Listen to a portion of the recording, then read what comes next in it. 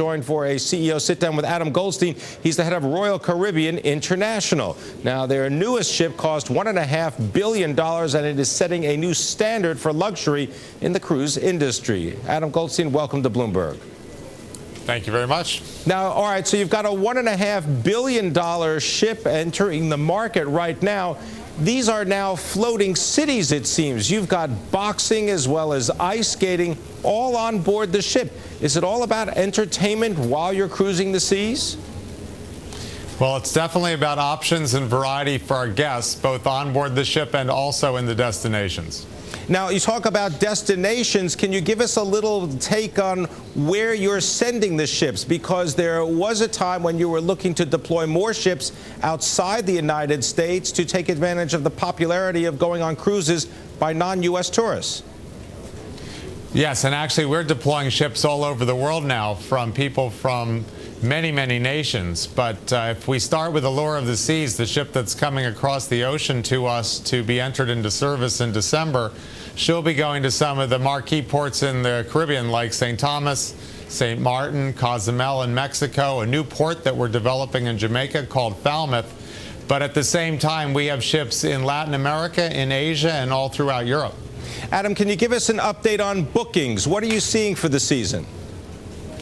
What we have been seeing is a slow, steady recovery, nothing extraordinary. Things are definitely better than they were in the midst of the recession, and we're fortunate that our business model works well in the environment that we're in. We'd love for the economy to be better than it is, like everybody else, but things are going pretty well for us right now.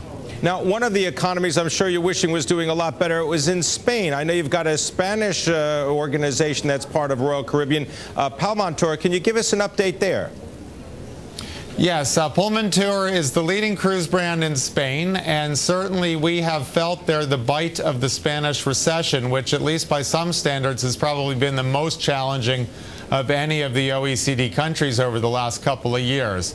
But it's a good franchise, and we've got a strong management team there, and we're going to see it through. And hopefully, as the next year or two or three unfold, we'll be able to move forward in a very positive way. But there's no doubt it's been a challenge for us.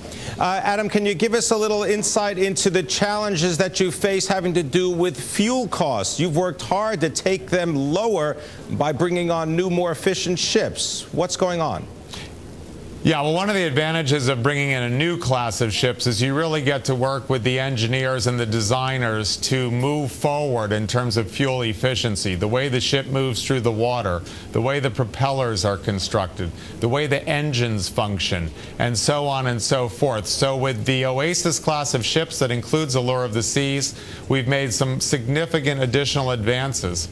It's obviously in our interest and everybody's interest for us to use as little fuel as possible to move the ship from point A to point B. We've been getting continuously better over time, and our goal is to keep going far into the future with improvement.